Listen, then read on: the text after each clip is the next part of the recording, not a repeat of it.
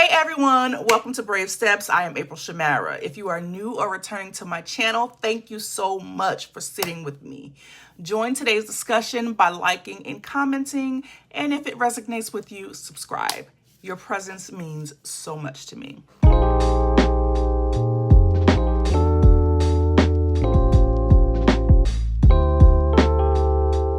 Now, February is supposed to be about love and Cupid and romance and everything soft and happy, things that are picture perfect. But this month, I want to talk about a different kind of love.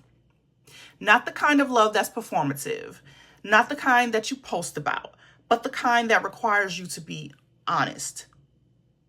This month, I'm choosing change.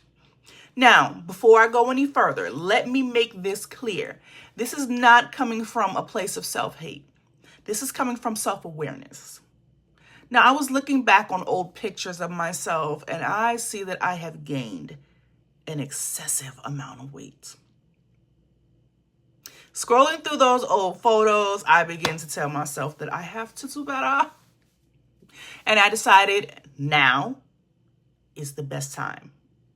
Now it has to be done. So before I did make that decision, I had to be honest with myself as well. I have a sweet tooth. I love candy. I love now and laters and Starbursts and jelly beans and Swedish fish and all that good stuff. My list goes on, y'all. I like the stuff that gets stuck in your teeth. I've also lived in depression for years. Being a ward of the state of New Jersey, majority of my childhood and teenage years took a toll on my mental, physical abilities. I witnessed things no child should have to. I was used, abused, and mistreated the majority of my life. 2023, I made a decision to heal that inner child. And in doing so, I started seeing a counselor. In 2025, I made a decision to start taking medication to help me with depression. Ladies, therapy works. I don't care what they say. Therapy works. For me, depression looked like exhaustion. It wasn't sadness. It was disconnecting from those I cherish most, which are my children. Most days it looked like I was just pushing through the day. In my depression, I moved my body less. Caring about me was heavy. Snacking became my comfort. The comfort, it was accessible. It was in reach. So I ate. Now, none of that made me weak. None of that made me lazy. It doesn't even mean that I failed. It just means that I'm human.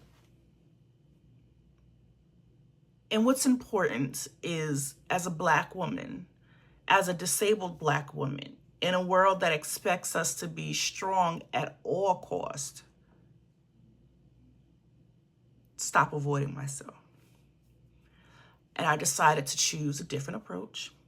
So for the month of February, I am starting a 30-day challenge, not to push my body, not to shrink myself, not to chase an old version of April, but to reconnect with me. I purchased resistance bands, nothing fancy. I wanted something accessible, something realistic, something that honors where my body is currently. I carry my weight in my midsection in my back.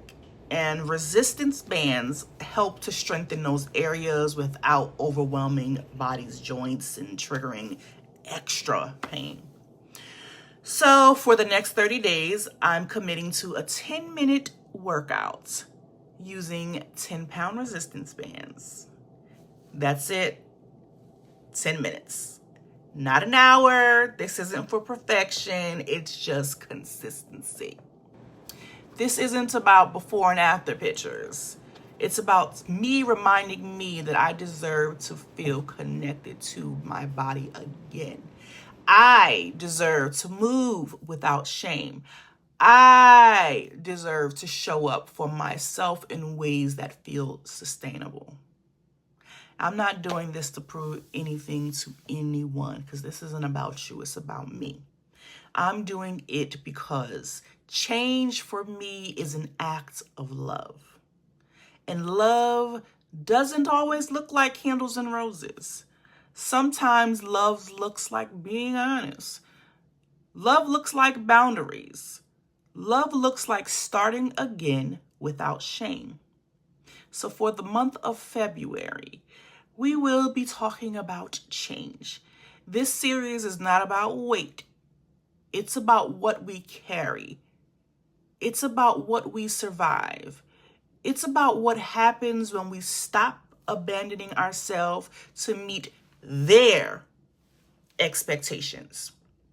So if you're watching this and you're seeing yourself in my story, if you've been loving yourself the best way you know how, but want more, if your body reflects the life that you've lived, please remember you're not broken and you're not alone. Loving ourselves is making a change. This is what change looks like. This is Brave Steps.